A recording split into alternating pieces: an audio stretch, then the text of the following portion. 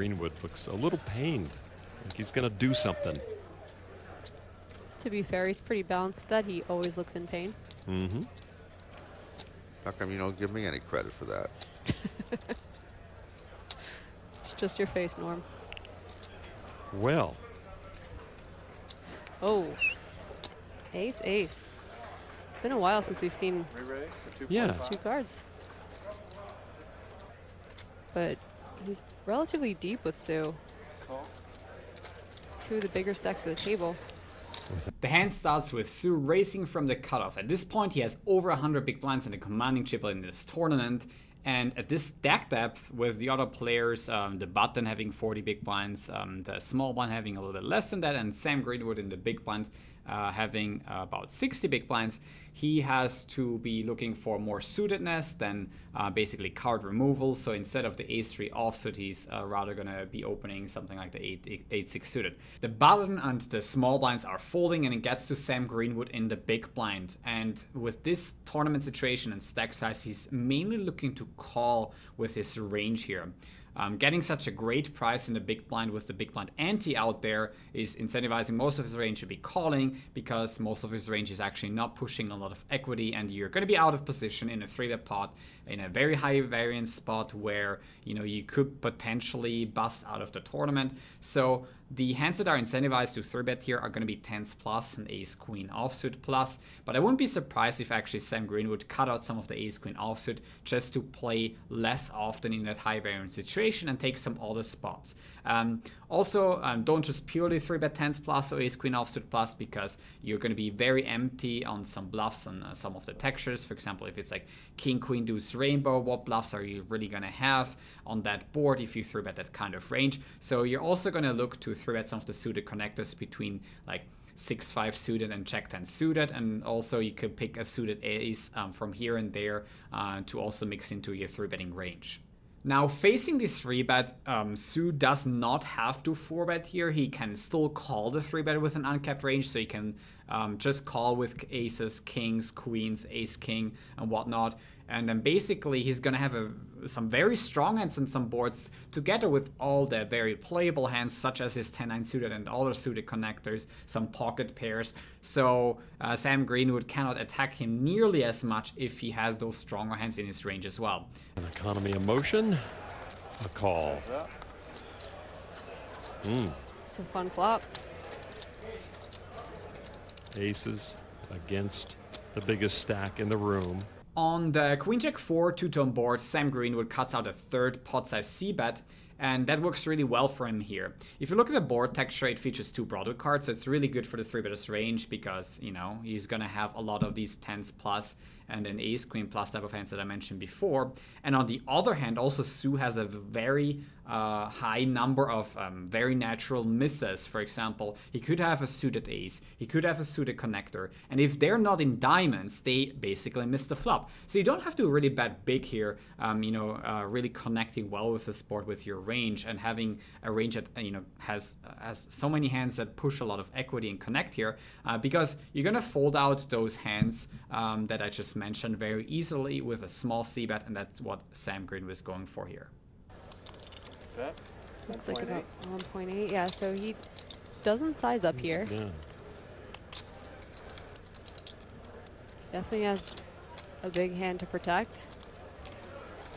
Perhaps he's not trying to inflate a pot in a spot where a lot of turn cards are going to be really scary for him.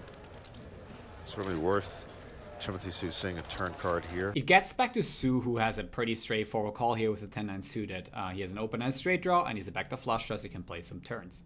With his range, as I mentioned before, he could be folding all these pairs, his ace-x suited that are in spades and hearts, and then he's mainly looking to be calling the mid pairs, top pairs, and he can raise the diamond draws and some of the aces or better that he has. Remember, he's still uncapped. He could have some aces in his range, and for example, raise that hand, call most of his kings as well, I believe, or even raise some of that too, and then continue to the turn.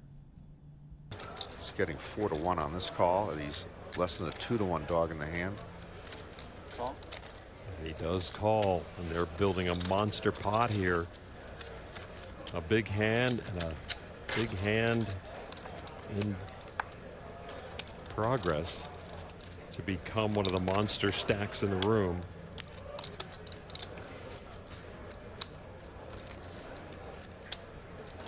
Here it comes. On the turn, Sam Greenwood again picks a small sizing, about 40% of the pot here. This way he can still allow himself to bluff with, you know, ace-king with clubs and hearts, whereas if he just shoves all in for a little bit more than pot, he would need to have either a value hand, which is kind of hard to have here. I mean, you know, directly piling it with aces and kings might just get you looked up with like by a better hand. Or, you know, a very strong semi-bluff like diamonds, which are not really that easy to get by. I mean, there's just a couple of combinations after all. So I really like the small sizing because now he gets called by some top pairs.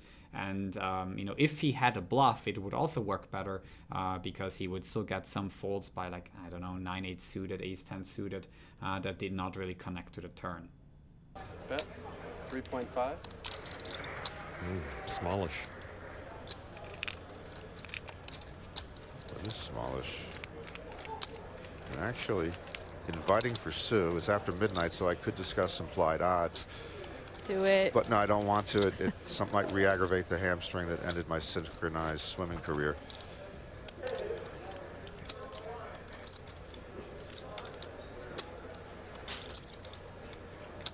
Timothy Sue with a stack to do whatever he wants. Open-ended. It's the only thing he has going for him right now.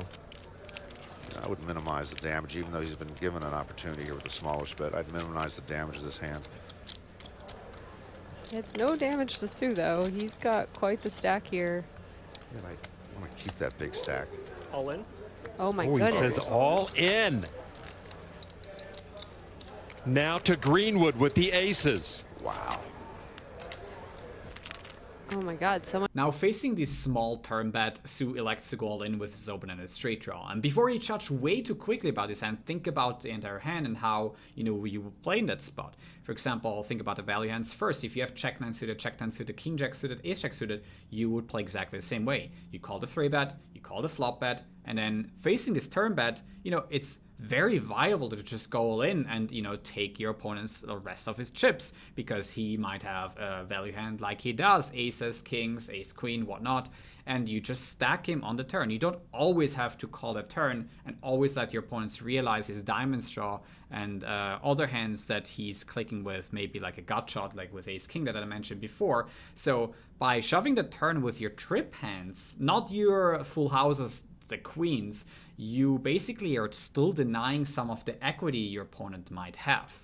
So, you know, especially the King Jack and the Ace Jack, they deny the 10 out that could still be one of your opponent's out, right? So jamming those hands on a turn is super viable. And now thinking about, okay, what other hands could you do that with that still have equity but serve as a good bluff? Like 10-9 suited might be one of those hands. So you're certainly not going to be bluffing a shit ton here on a turn, but, you know, it's okay to have a bluff here once in a while. Now going back to Sam Greenwood, who has to call the all-in here, he basically has maybe number 7 or number 8 here in terms of his combinations. He has the ace of hearts, ace of clubs. And why do I even talk about suits here? Well, it's not the same to have ace of hearts, ace of clubs than to have ace of diamonds, ace of spades, because of the block effects. You're just removing 2 of the suited ace jack by having this particular combo, so it's going to be much better in equity. You know, your equity might jump, you know, a couple of % only because of the suits. Because from the 8 combinations of Jack X that I mentioned, Jack 9, Jack 10, King Jack, and Ace Jack, you're just removing a quarter of those combinations that your opponent might play for value. So really a decent combination to have here for Sam Greenwood. And let's see what he does. Note that this is obviously only true if Sue folds ace jack offsuit before the flop. Otherwise, only the blocker effects of the clubs and hearts apply to the kings combinations, because king jack offsuit is definitely not peeled versus the 3-bet here. Much to think about. What do you do? We haven't seen Sue get out of line at all. He's barely played any hands. Sam has almost no information on him except that he seems to be a pretty snug player. But snug players don't really get 29 million chips in the main. And this decision for all of Sam Greenwood's chips. He just built himself a monster arsenal. He sees this opportunity in front of him. He does make the call with aces. Sue is Sue caught. turns over his draw. Sorry, I just wanted to see if somebody was busting at the other. That was good. Trebuie 8 sau popă. Ăsta are tragere la... So Sam Greenwood way ahead, 4-1. 8 sau popă și... But Sue with 8 outs to knock out Sam Greenwood. Is absolutely massive. This got swollen to 31 million chips, which would make Greenwood the chip leader if he can just hold, which he's going to do 82% of the time. Una, o carte mai. Timothy Sue has to catch a clean river card. And Sam Greenwood is your main event chip leader here One late on time. day 6. Greenwood sits down. I'll take it. Sue watches this river card come down. One The time. king comes home for Timothy Sue, sending Sam Greenwood to the rail. Alright, I also want to mention that I have not run a sim for this spot. If I did, I would be looking at the flop raise sizing, whether, you know, it is better to flop raise small and include a couple of bluffs that I haven't thought of, that just have, you know, nice blocker effects instead of just like a jam all-in. And then also I will be looking at the turn raise combinations that are used in order to balance out the trips combinations that should definitely get shoved with some frequency on the turn. I'm pretty sure about that. And then look at, you know, whether again I missed some combinations, whether it's better to use you know, the clubs that have good blocker effects, or whether to use a more high equity driven hand like diamonds that didn't really want to shove or raise the flop with, and use that as a semi bluff instead. I want to thank you guys for watching this video. If you did like it, hit that button down here below. Also subscribe and hit the notification bell right next to it if you want to see more content on my channel coming up here soon. Thanks for watching.